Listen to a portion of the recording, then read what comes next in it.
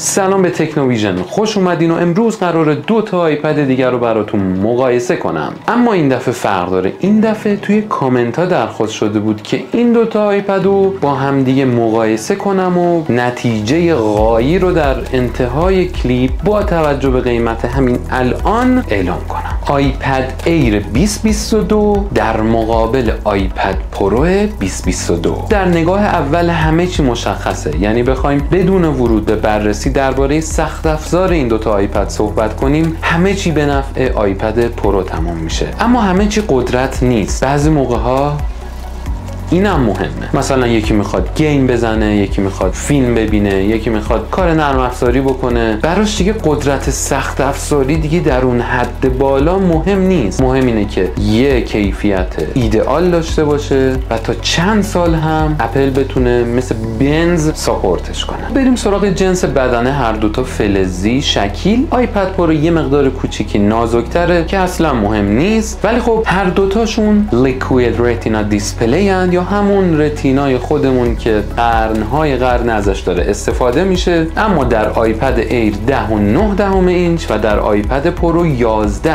اینچ. و این بازی عجیب غریب اپله که یه حاشیه کلوفتری رو میداره سری ایر یا اصلا سری پایین تر از سری پریمیوم یا همون آیپد پرو، که بگه آقا یه فرقی دارن دیگه. اونایی که پول بیشتر دادن بدونن که لحاظ ظاهری و پنل جلویی در نگاه اول 1 میلیمتر بهشون اضافه تر فضا دادیم، در حالی که تمام اکسسوریایی که به آیپد پرو 11 میخورن به آیپد ایر 10.9 اینچ هم میخورن، چون سایز کلی دستگاه یکیه. هر 2 تاشون هم از اپل پنسل نسل 2 بهره میبرن که این نقطه قوتیه برای آیپد ایر دیگه. چیزی که ما توی آیپد 10 میبینیم و داستان دانگل و نمیدونم سیم و اینور بکش به اونور و کثافت کاری بخوایم بگیم اسمشو، در آیپد پرو 11 اینچ 265 پیکسل پر اینچ چگالی صفحه نمایشه و در آیپد ایر 5 264 پی پی آی داریم، یعنی 1 پیکسل اینور اونور اونم به خاطر اون حاشیه‌ای که اپل بهش داده و 1/10 اینچ کمتر کرده. اما بریم سراغ روشنایی که در آیپد ایر 500 نیت و در آیپد پرو 600 نیته. خب پس تا اینجا صفحه نمایش یکی بود، اما صفحه نمایش آیپد پرو اینجا گوی رقابتو میرو باید از HDR10 پلاس، دالبی ویژن همه جوره ساپورت میکنه و 120 هرتز یا همون قابلیت پروموشن که اسمش روش هست پرو، یعنی برای دستگاه های پرو، آیفون پرو مکس، آیپد پرو، مکبوک پرو. اونایی که گیم بازن میدونن 120 هرتزی باعث میشه که شما ریسپانس بهتری توی حرکت داشته باشین و خب اگه خیلی حرفه‌ای باشین این حرکات ریز براتون میتونه گرون تموم بشه و میتونه نقطه مثبت باشه برای شما. حتی مثلا تو بازیایی مثل کال آف دیوتی، پابجی، تا بخوای بچرخی اون یکی رو بزنی. حالا اینترنت کشورمون رو بذاریم کنار که کلا 1 سال بعد تیرتو به طرف میرسونه و خیلی زودتر از اون چیزی که فکرشو بکنین تیر طرف بهتون خورده و شما جونتون رو از دست دادین ولی متوجه نشدین. همه اینا رو میذاریم کنار. اون که بخوای بچرخی سری بزنی و این نرمی سفر رو متاسفانه در آیپد ایر نداریم که قاعدتاً هزینه‌ش هم پرداخت نمی‌کنیم. میریم سراغ پردازنده در آیپد ایر 5 یا 2022 M1 که خیلی خیلی خیلی قدرتمنده و من همیشه لقب پادشاه پردازنده ها رو بهش دادم و یا شاه پردازنده. در آیپد پرو 2022 پردازنده M2. خب حالا که اون پادشاه شد اینم ولیعهده و پادشاه میشه. M1 از 8 هسته پردازشی و 8 هسته گرافیکی یا همون GPU بهره میبره و در M2 ما 8 هسته پردازشی داریم با 10 هسته GPU که خب اینجا نشون میده که قدرت گرافیکی به مراتب بالاتره و اگر یک زمانی که خیلی هم دور نیست بازیایی مثل Resident Evil و Death Stranding، Assassin's Creed قراره بیان روی آیپد ها، اینجاست که شاید داخل آپشن بازی شما به یک سری از محدودیت ها بخورین با M1، ولی فعلا با همین بازیایی که اومده هیچی کم نداره از M2 و حتی ادیت فیلمم هیچی کم نمیاره از M2 و میشه گفت الان این دوتا پردازنده در حالت کاربری با هم مساویان. M2 اون 8 هسته پردازشیش هم از فرکانس هسته بالاتری برخورداره، اما باز هم تاکید میکنم M1 تا سالها میتونه همه چی رو ساپورت کنه تا انتها، مگه اینکه این گیما یکم به چالشش بکشن. یکم. هر دوتا دارای 8 گیگابایت رمن و این فوق العاده. این نشون میده که دوباره تا سالها به هیچ مشکلی نمیخورید، حتی با گیم های خیلی خفن. و اصلا یکی از دلایلی که آیفون 14 پرو و پرو مکس نمیتونن این بازی های به قول معروف کنسولی اجرا بکنن همینه که رمشون 6 گیگابایته. تو این دوتا دستگاه ما رم 8 میبینیم و 8 دیگه شده رم معیار برای ماکسیموم استفاده ای که شما میخواین از آیپدتون یا از آیفونتون یا هر دستگاه اپلی دیگه بکنید، چه مکبوک و چه هر چیز دیگه ای. میریم سراغ دوربین، جایی که دقیقاً تو دوربین اصلی هر دو دستگاه یعنی آیپد ایر و آیپد پرو از یک سنسور 12 مگاپیکسلی با f1.8 بهره میبرن و تا اینجای کار دوربین اصلی که مهمترین دوربین توی هر دستگاهیه برابرن. دوربین اضافه تر توی آیپد پرو یا همون دوربین اولترا واید دارای سنسور 10 مگاپیکسلیه، بسیار مزخرفه با f2.4 که میتونم بهتون بگم یکی از مزخرف ترین عکس‌ها رو توی دستگاه‌های مختلف میگیره. حالا من گلکسی تبا رو ندیدم که اولترا وایدشون چه جوری میگیره، اما فعلا رکورد دستشه، واقعا آشغال میگیره. شما دقیقاً نگاه کنید همینه ماژولش.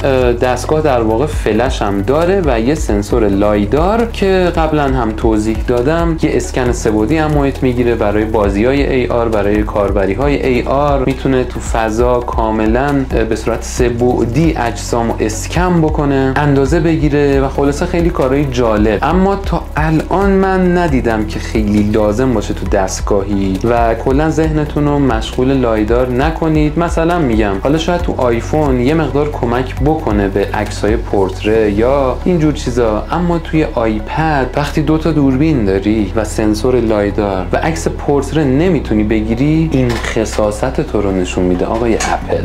و متاسفانه توی فیلم برداری با اینکه هر دو دستگاه 4K تا 60 فریم میگیرن، اینجاست که اپل توی آیپد پرو یه قولی داد که زیرش زد، اونم فیلم برداری پرورزه. حالا مگه میشه اپل انقدر علنی زیر قولش بزنه؟ نه نمیشه. اپل گفته میتونید اشتراک فاینال کات پرو رو بگیرید ماهیانه، فکر کنم $4 باشه، در حالی که پولش رو دادین و اپل بهتون گفته بود توی کنفرانس قراره براتون فوتیجای پرورز بگیره و اینم از این. در نتیجه لحاظ فیلم برداری هر دوتاشون یکی هن. خیلی خوب، میریم سراغ دوربین سلفی، جایی که هر دوتاشون دقیقاً باز یکی هن. سنسور 12 مگاپیکسل با f2.4 و اولترا واید که برای تماس تصویری با قابلیت سنتر استیج که شما رو رهگیری میکنه و ردیابی میکنه و با اون هوش مصنوعی و اینجور چیزا که دورتون رو کراب بکنه میاره نزدیک، ولی وقتی میذارین اون حالت اولترا واید واقعا فضای زیادی رو بدون کراب میگیره که به نظر من سنتر استیج همیشه فعال باشه. و خب هنوزم کلا دوربین های آیپد این مشکل رو دارن که چون به صورت عمودی این بالا قرار گرفتن، شما وقتی میخواین به صورت افقی تماس بگیرید چشمتون اینوری نشون میده، در واقع داری میگی سلام چطوری چه خبر، تو داری به طرف نگاه میکنی ولی اون فکر میکنه داری دیوار رو نگاه میکنی. چند باری هم گفته بودم ما حل میکنیم حرکت چشمشون با این هوش مصنوعی، نتونستن و خلاصه تو آیپد 10 دیدیم که دوربین تو اینجا گذاشتن و مشکل رو حل کردن.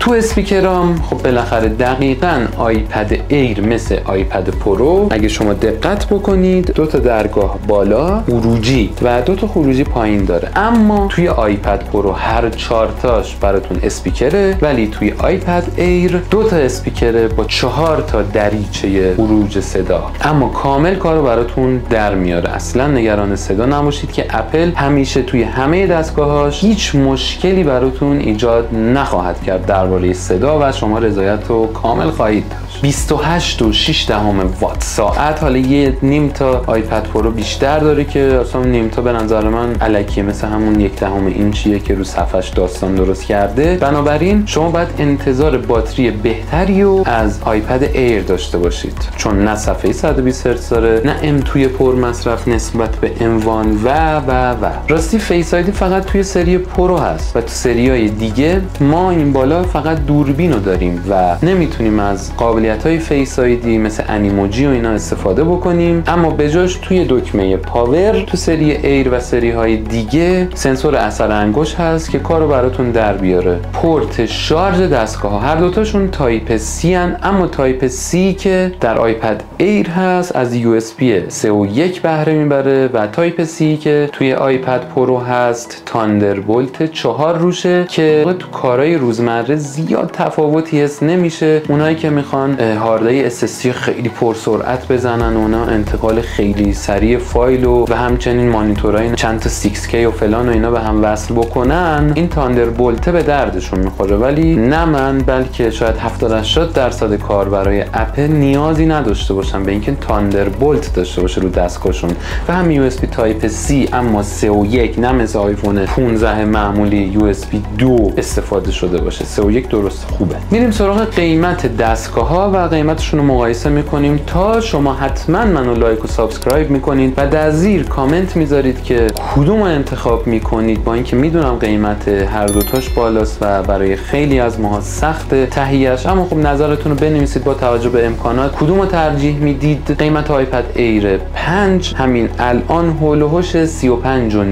در مدل 256 گیگ و آیپد پرو 2022 یا همون M2 در مدل 256 گیگ هول و هوش 44 تومنه، 44.5. در نتیجه ما یه تفاوت حدود 10 میلیونی داریم که حتما برام بنویسید که 10 میلیون ارزششو داره که بذاریم پرو تهیه کنیم یا اصلا ارزششو نداره، بهتره کلا تهیه نکنیم. خلاصه این بررسی به درخواست یکی از دوستان عزیز در کامنت ها بود. حتما برام بنویسید که دوست دارید از چی براتون محتوا درست کنم و از روند تولید محتوای من راضی هستید یا نه. زنگوله رو بزنید از محتوای جدید با خبر بشید. مخلص.